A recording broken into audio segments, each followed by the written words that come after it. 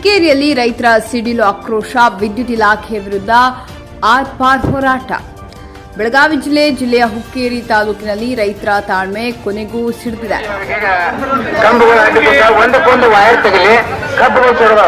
ಹೋದ ವರ್ಷ ಸಂಘದ 6 ಎಕರೆ ಸುಟ್ಟು ಹುಕ್ಕೇರಿ ಗ್ರಾಮೀಣ ವಿದ್ಯುತ್ ಸಹಕಾರಿ ಸಂಘ ನಿಯಮಿತ ಆಡಳಿತ ಮಂಡಳಿಯ ನಿರ್ಲಕ್ಷ್ಯ, ಅಧಿಕಾರಿಗಳ ಬೇಜವಾಬ್ದಾರಿ ಹಾಗೂ ಗ್ರಾಮೀಣ ಭಾಗದ ನಿರಂತರ ವಿದ್ಯುತ್ ಸಮಸ್ಯೆಗಳಿಗೆ ಬೇಸತ್ತು ರೈತರು, ಸಾರ್ವಜನಿಕರು ಹಾಗೂ ವಿವಿಧ ಸಂಘಟನೆಗಳು ಇಂದು ಬೀದಿಗಿಳಿದು ಭಾರೀ ಪ್ರತಿಭಟನೆ ನಡೆಸಿದ್ರು.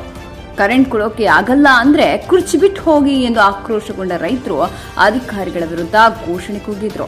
ಕಳೆದ 2.5 ವರ್ಷಗಳಿಂದ ವಾಲಿದ ಕಂಬಗಳು, ಶಾರ್ಟ್ ಸರ್ಕ್ಯೂಟ್, ಸುಟ್ಟ ಕಬ್ಬಿನ ಬೆಳೆ, ಕತ್ಲಲ್ಲಿ ಮುಳುಗಿದ ಮನೆಗಳು ಇವೆಲ್ಲ ಕಂಡ್ರೂ ಇಲಾಖೆ ಮಾತ್ರ ಕಣ್ಮುಚ್ಚಿ ಕುಳಿತಿದೆ ಎಂದು ಪ್ರತಿಭಟನಾಕಾರರು ಆಕ್ರೋಶ ಹೊರಹಾಕಿದ್ರು.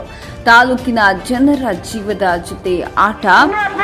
ಕಂಬ ಹಾಕಿದಾರು ಅದಕ್ಕೆ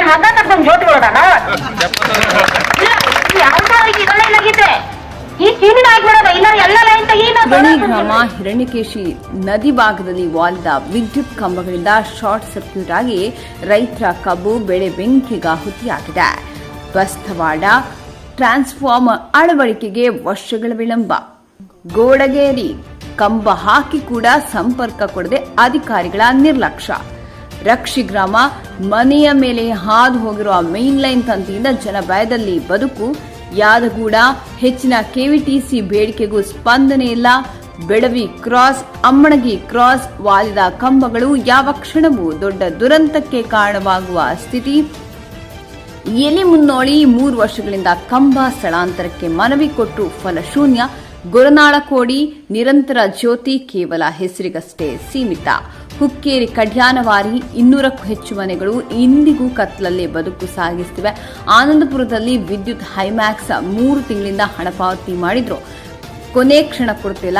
ನಮ್ಮ ಬೆಳೆ ಸುಟ್ಟು ಹೋಗ್ತಿದೆ, ಮನೆಗಳಲ್ಲಿ ಕರೆಂಟ್ ಇಲ್ಲ, ಅಧಿಕಾರಿಗಳಿಗೆ ಮನವಿ ಕೊಟ್ಟು ಸಾಕಾಗಿದೆ, ಈಗ ಹೋರಾಟವೇ ಉತ್ತರ ಎಂದು ರೈತರು ಕಿಡಿಕಾರಿದ್ರು. ಭಾರತೀಯ ಕೃಷಿಕ ಸಮಾಜ ಸೇರಿದಂತೆ ಹಲವು ಸಂಘಟನೆಗಳು ತಕ್ಷಣ ಸಮಸ್ಯೆ ಪರಿಹರಿಸದಿದ್ರೆ ಉಗ್ರ ಹೋರಾಟದ ಎಚ್ಚರಿಕೆ ನೀಡಿವೆ. ರೈತ ಸಾಲಗಾರನಲ್ಲ, ಸರ್ಕಾರವೇ ರೈತನಿಗೆ ಬಾಕಿದಾರ ಎಂಬ ಘೋಷಣೆಗಳು ಹುಕ್ಕೇರಿ ಪಟ್ಟಣವೇ ನಡುಗುವಂತೆ ಮಾಡಿವೆ. ಈಗಾದರೂ ನಿದ್ದೆಯಲ್ಲಿರುವ ವಿದ್ಯುತ್ ಸಹಕಾರಿ ಸಂಘ ಎಚ್ಚೆತ್ತುಕೊಳ್ತದೆಯಾ ಅಥವಾ ಇನ್ನಷ್ಟು ರೈತರ ಬದುಕು ಕತ್ತಲಲ್ಲಿ ಮುಳುಗುತ್ತದೆಯೇ ಎಂಬ ಪ್ರಶ್ನೆ ಜನರದ್ದಾಗಿದೆ. ವರದಿ ಅಪರಾಯಿ ಕಂಠಿ.